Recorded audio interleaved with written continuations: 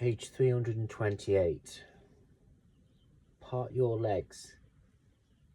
He puts his legs between mine, and holding my hips, he pushes my right leg to the side.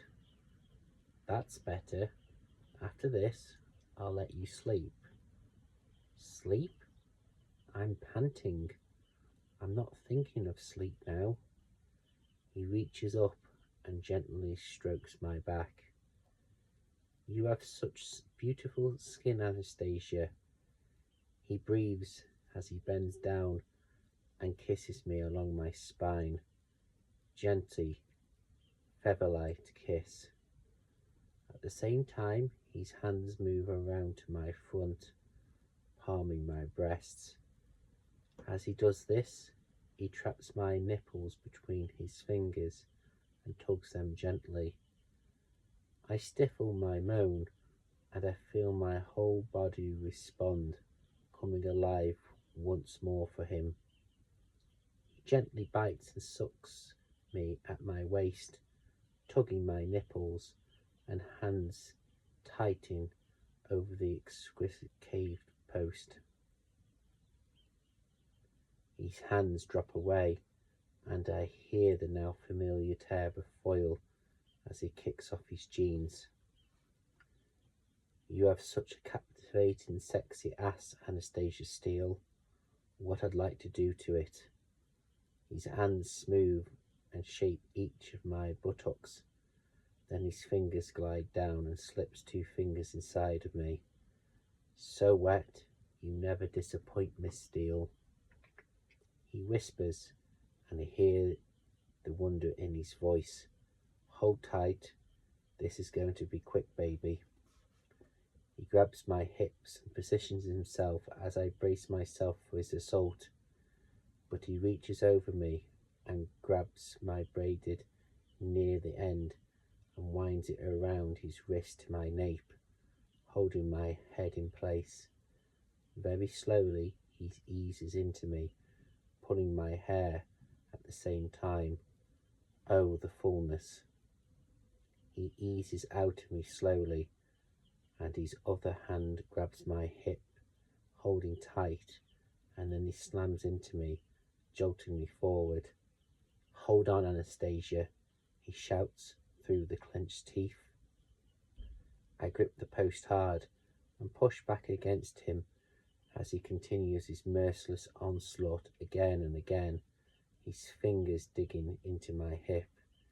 My arms are aching, my legs feel uncertain, my scalp is getting sore from his tugging my hair, and I can feel a gathering deep inside of me. Oh no, and for the first time I feel my orgasm. If I come, I'll collapse. Christian continues to move roughly against me, in me. He's breathing harsh, moaning, groaning. My body is responding. How? I feel a quickening, but suddenly Christian's still slamming really deep. Come on, Anna, give it to me, he groans. My name on his lips sends me over the edge, and I become all body and spiritual sensation and sweet, sweet release, and then completely and utterly mindless. When his sense returns, I'm lying on him. He's on the floor, and I'm lying on the top of him, my back to his front, and I'm staring at the ceiling, all post-occipital, glowing, shattered. Oh, the carabiners. I think I abstinently have forgotten about those. Christian nuzzles my ear. Hold your hands, he says softly. My arms feel like they've made of lead, but I hold them up. He wields the scissors and passes one blade under the plastic. I declare this Anna open, he breathes, and cuts the plastic. I giggle and run my wrists as they're freed. I feel his grin. This is such a lovely sound, he says wistfully. He sits suddenly, taking me with him, so that I'm once more sitting in his lap. That's my fault, he says, and shifts me on that he can rub my shoulders and arms. Gently he massages some life back into my limbs. What? I glance up behind me, trying to understand what he means. That you don't giggle more often. I'm not a great giggler, I mumble sleepily. Oh, but when it happens, Miss Steele, 'tis a wonder and joy to behold. Very flowery, Mr. Grey, I mutter, trying to keep my eyes open. His eyes soften and he smiles. I'd say you are thoroughly fucked and need of sleep. That wasn't flowery at all, I grumble playfully. He grins and gently lifts me off him and stands gloriously naked. I wish momentarily that I were more awake to really appreciate him. Picking up his jeans, he slides them back on commando. Don't want to frighten Taylor or Mrs. Jones for that matter, he mutters. They must know what a kinky bastard he is. The thought preoccupies me.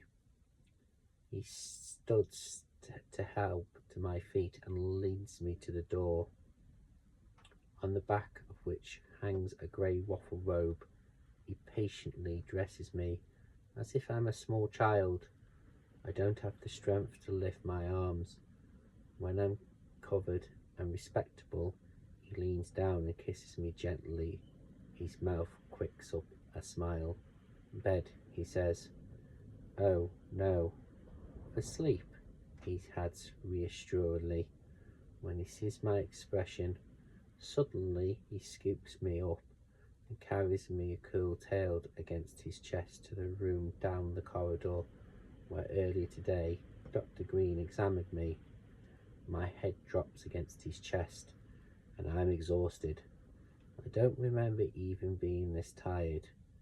Pulling back the duvet, he lays me down and, even more surprisingly, climbs in beside me and holds me close. Sleep now, gorgeous girl, he whispers, and he kisses my hair, and before I can make a fictitious comment, I'm asleep.